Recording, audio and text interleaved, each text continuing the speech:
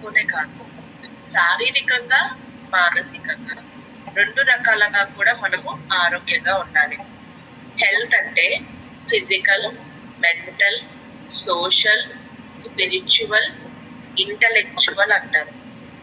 శారీరకంగా, మానసికంగా, social wellbeing అంటే సొసైటీలో నేను ఎలా ఉండాలి, స్పిరిచువల్ భగవంతుడితో, ఇంటలెక్చువల్ నా తెలివితేటలు.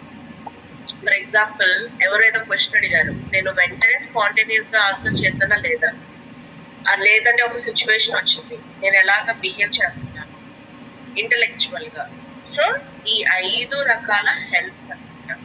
సో నాకు ఏ నొప్పి లేదు కదా అంటే నో, అది హెల్త్ కాదు. హెల్త్ ఎందుకు దెబ్బతింటాం?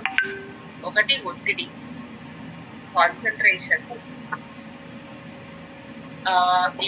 కాన్సన్ట్రేషన్ తగ్గడం, ఇమ్యూనిటీ, డైజెషన్ సరిగ్గా లేకపోవడం, గ్లూకోజ్ లెవెల్స్ ఎక్కువైపోవడం, రెస్పిరేటరీ హెల్త్, ఇవన్నీ కూడా problems.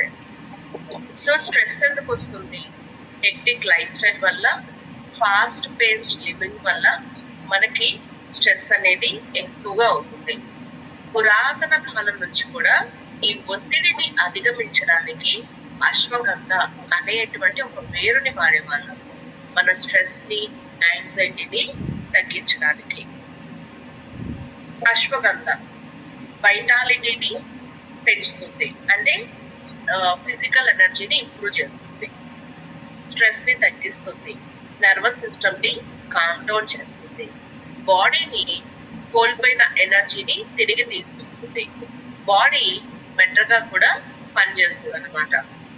1 tablet of అశ్వగంధలో 2.5% of the మిథనోలైట్స్ అనేవి ఉంటాయి. 12 సంవత్సరాలు దాటిన వాళ్ళు బ్రేక్ఫాస్ట్ తర్వాత ఒక టాబ్లెట్ ని, డిన్నర్ తర్వాత ఒక టాబ్లెట్ ని తీసుకోవచ్చు.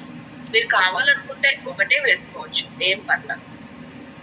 అశ్వగంధని గోరువెచ్చని పాలతో గనక తీసుకోగలిగితే అధిక లాభాలు ఉంటాయి.